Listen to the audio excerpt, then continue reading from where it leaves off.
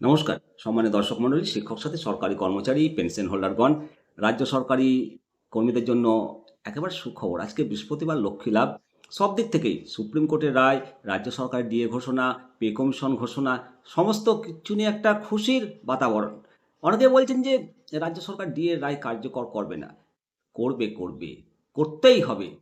জানাবো, সব কিছুই আলোচনা করব। তো আজকে রাজ্য সরকার যে 4% ডিএ ঘোষণা করল, 1 এপ্রিল থেকে সেটা কার্যকর হবে, আপনারা জেনে গেছেন।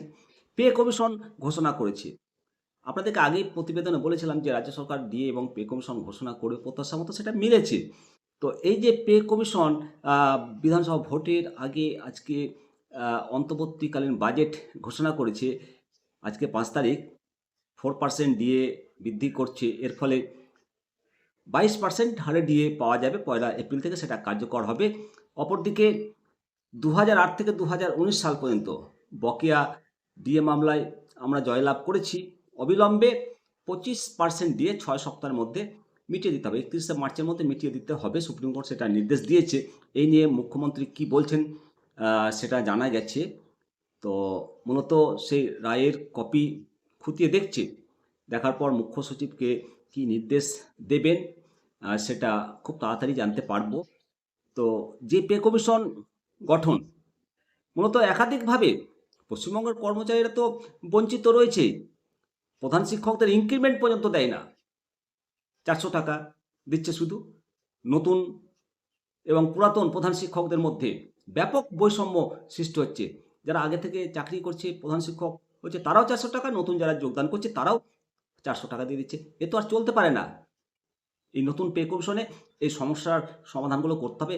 এই সমস্যাটা সৃষ্টি করেছিল পূর্ববর্তী যে পে কমিশনের অর্থনীতিবিদ ছিলেন অভিরূপ সরকার মহাশয়। উনি এইগুলো সব দুমদাম তুলে দিয়েছেন। মাথায় কী যে কাজ করেছিল উনার আ ভেবে পাই না যে প্রধান শিক্ষক পদে ৪০০ টাকাতে কাজ করাবে। কত দায়িত্ব পালন করতে হয়। তো যাই হোক, ২০১৯ সালে পে কমিশনের রিপোর্ট গত বছর জুন মাসে হাইকোর্টের রিপোর্ট অনুসারে ৬ষ্ঠ বেতন কমিশনের পূর্ণাঙ্গ রিপোর্ট প্রকাশ করা হয় এবং ২০০৯ থেকে ২০১৯ পর্যন্ত যে মহার্ঘ ভাতা বকেয়া রয়েছে সেটা ৫ম পে কমিশনের। এবার ৬ষ্ঠ পে কমিশনের আওতায় আমরা এআই-সিপিআই হারে মহার্ঘ ভাতা আ পাবো। এটা আমাদেরকে আদায় করতেই হবে। তবে এই আদায়টা অবশ্যই ঐক্যবদ্ধ আন্দোলন, ঐক্যবদ্ধ দাবি, এটা সরকারের নিকট পেশ করতে হবে। সামনে ভোট রয়েছে। এই দাবিগুলো আমাদেরকে জোরদারভাবে তুলে ধরতে হবে। তবে পে কমিশন ঘোষণা করেছে, নিঃসন্দেহে বড় পাওনা। অবশ্যই আপনাদের মতামত জানাবেন। পরবর্তী আপডেট নিয়ে আবার আসছি। ভালো থাকবেন। জয় হিন্দ, জয় ভারত।